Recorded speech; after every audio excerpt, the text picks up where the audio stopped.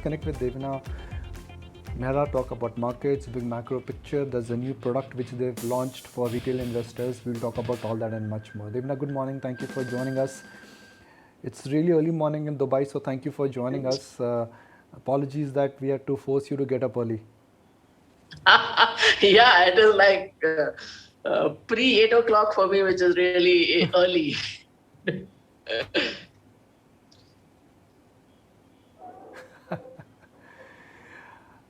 Well, markets have been keeping us on our toes. After a grand September and early October, now there is a bit of a shakeout. How would you read into last week's price action? Well, I mean, as I think I said in the interview last time, while I didn't think that there was a great bear market coming simply because of if you look at 10-year rolling returns and so on, the market is still below the trend line rather than well above the trend line, which is when you expect a big bear market to come. But then, after this kind of run up, you do expect some corrections, which also I had spoken about. And that is what has happened. And it has been very widespread. I was looking at the data, and last week, only 20% of the stocks were in the positive, and less than a third even outperformed the market. So, two-thirds of the stocks were even below the index numbers, the index falls. So that's been quite a widespread carnage, so to speak, and more so, as we know, in the mid cap and small cap rather than in the large caps. So I think this is the moment of reckoning probably for all the people who entered markets for the first time post the COVID lockdown and who have seen only good things up until now.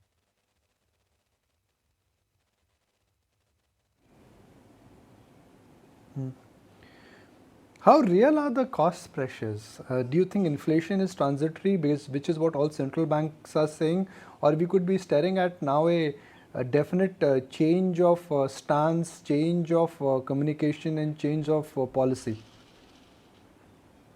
I don't think inflation is very transitory. I mean, that I have, even in my earlier interviews, even before the results started coming out and people started talking about it, the cost pressures were very clear. And then on all fronts, I mean, there's been oil, the metals, if you look at agri commodities, which are again inputs for many of the FMCG companies. So pretty much across the board, I had seen this coming that there would be margin pressure. So, I mean, the input suppliers do better and the users don't do as well. And especially since on the demand side, there is still weakness. The customers are without jobs or without a business and still struggling.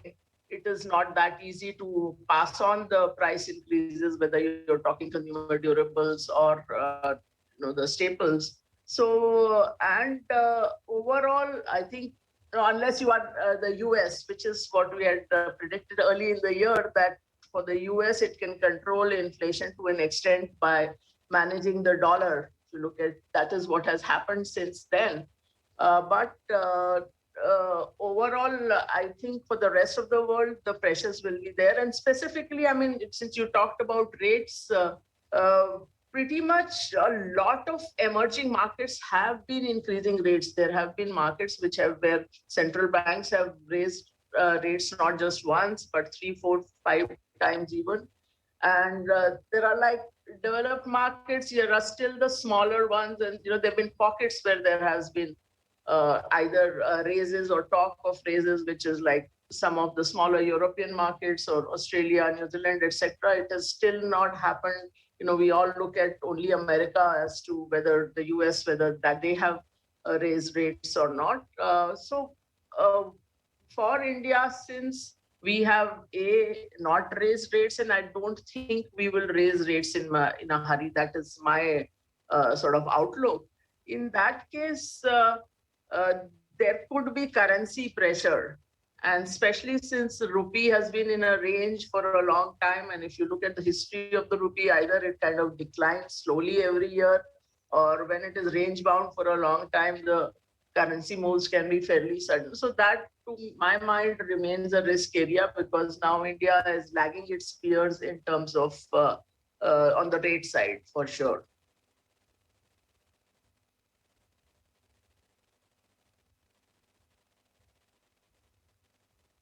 Right. So what happens to this adjustment what we've seen in the market? Because market pricing is a function of future discounting. If rates do start firming up, or if they are likely to move up in next coming months or quarters, do you see a situation where some of these so-called high quality stocks where P multiples are 70, 80, even 100 times, they run the risk of serious price correction? As I said, in India, I don't see the rate hike risk right away. And if there is a marginal increase, I mean, obviously, I mean, uh, that does have an impact on the PE, but not quite so straightforward. But there's a different case to be made on whether something should be trading that high. And this was, you always have to get that balance right. Like last year, I remember around the same time, FMCGs were just loved so much, and people said that you can buy it at any price and you will make money off it. And that is never the case. That's never the case. In fact, at that time, we had identified IT services as the counter trade, which also has predictable earnings and which has decent margins and returns. I mean, not as high as the FMCGs, but still pretty good. And it was also a dollar hedge, and it could also be, it was also predictable. And yet the PEs were a fraction of the FMCGs. So we thought, there was a relative re-rating right there, and that played out. So, I mean, you have to be super careful when you're buying very high PE stocks in any case, which is why I said that investors who have not seen anything else thought, everything just keeps going up. But uh, unless you have a very specific case for that stock, you have to be careful. And of course, as rates go up, that has a direct impact on the comparison with the earnings yield. But as I said, that I don't see a very big move, at least in India, for some time, given all our growth concerns.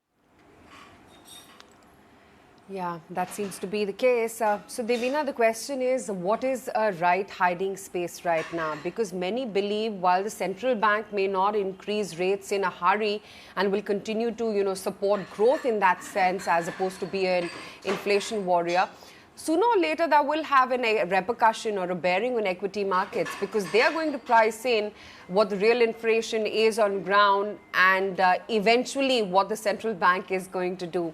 So at a time like this, do you at all believe that one needs to now reduce the exposure to equities as an asset class or not at all? I think that should have done a little bit in advance. I mean, actually, I find that very often investors are chasing what has happened rather than what's going to happen. So, for example, I'll give you an example. Of late, people had been asking us, since we have both global and India products, and the India PMS has been doing phenomenally well. I mean, the markets have done well, and our returns and risk-adjusted returns have been just off the charts. And people have been saying that why did I put money in your global product also, and let me just move everything back to India since that's doing so well.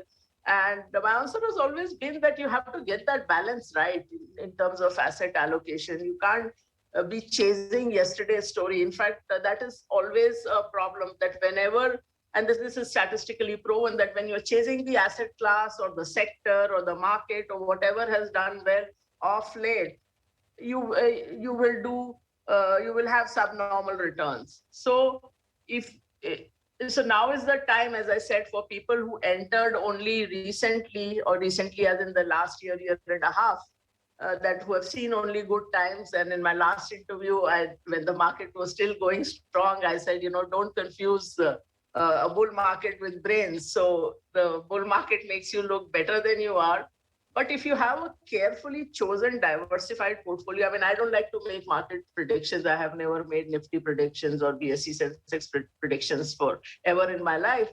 So you have to have a well diversified pool of stocks, which means at least 25 stocks or so, and then have it diversified, not just in terms of number of stocks, but in terms of sectors, and carefully chosen through some method, some system.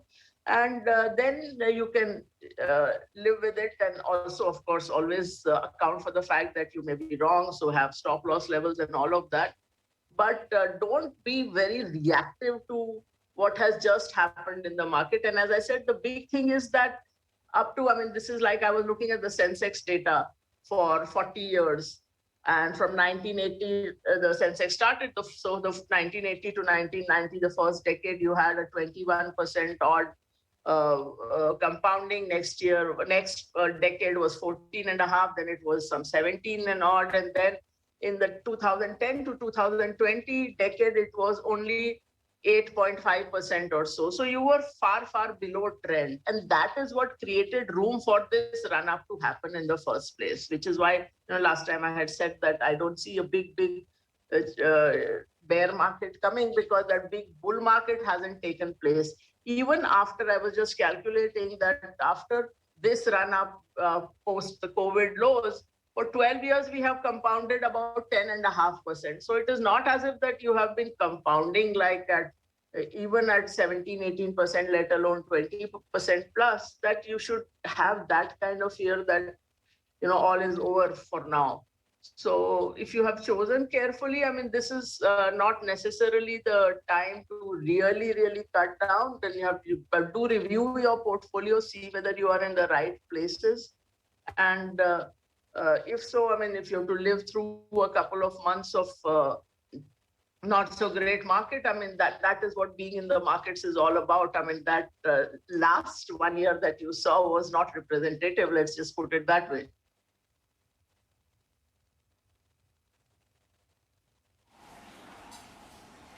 Right. So what are the right spaces right now, Devina? Considering, there is this big level of inflation which is really hurting growth. Firstly, it was an anticipation. Now companies themselves are coming out there and saying that they've not seen these kind of inflation figures and how it's been hurting their margins in almost, decades. We, as a strategy, we are always diversified. So, I mean, it is not as if any sector ever is going to have 20% weightage in our portfolio. So we are careful to diversify. As of now, I spoke about IT services. That probably still remains our number one sector bet, which still doesn't mean that it is very, very high. Some other segments of technology are there. We continue to like segments in chemicals. We continue to like selectively some pharma and healthcare names.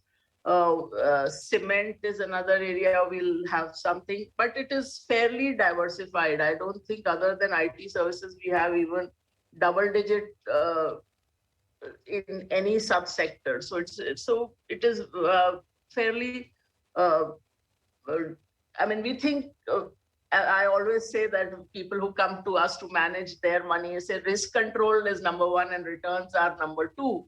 So parts of risk control are all these things that it is well diversified, that you don't have too much concentration in each sector. And this is something that the retail investors can also take away. And that is how you have to do things. I mean, also, while this also, I think I said, I don't know whether on your channel or elsewhere, that even when you are bullish on small caps, it is always cautiously bullish. So part of the risk control is also to have only limited exposure to small caps or anywhere where liquidity can go away quickly. So that also all through we've had that the small cap exposure is limited. So all those risk control parameters are also equally important when you talk of portfolio management, whether it is your, as a professional fund manager or you're managing your own portfolio.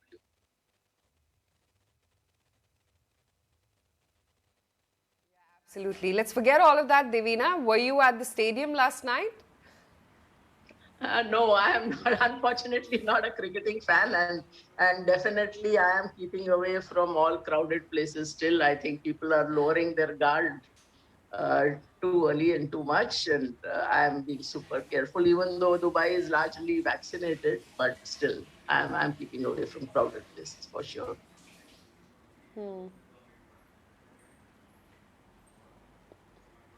Yeah, would have been even more heartbreaking to be there and see.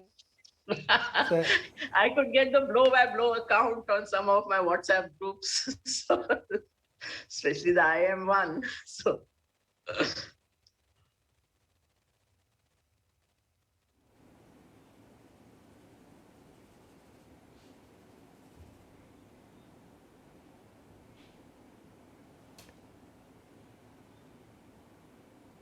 okay. Yeah, the less said, the better it is about yesterday's match. And Aisha and we were discussing in the morning that just because we've lost a match does not mean that it's the end of India's journey at the World Cup. And just because you've had a bad week of trade does not mean the bull market is actually over. Before we wrap, you mentioned risk management and diversification. But do you think it is important to run such a diversified portfolio? Because now we are not exactly in the early stage of the bull market. Now we are in a stage of the bull market, Devina, where concentration perhaps could help, because not every sector will go up and not every sector will go down.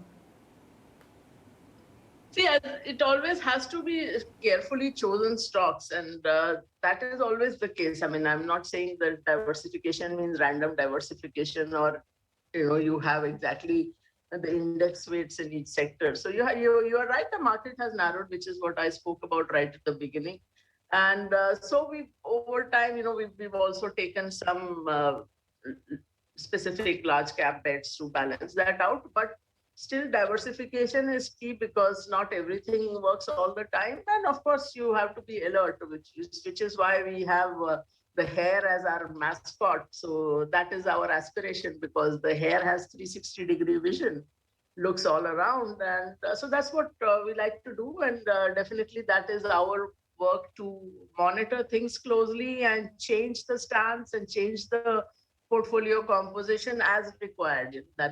That's what this is all about. So you cannot be rigid, you cannot be married to a specific point of view in terms of sectors, that this sector always does well. I mean, nothing does well always. So be flexible. Part of being a good investor is being flexible in terms of strategies, in terms of outlooks, in terms of the sectors you look at or invest in.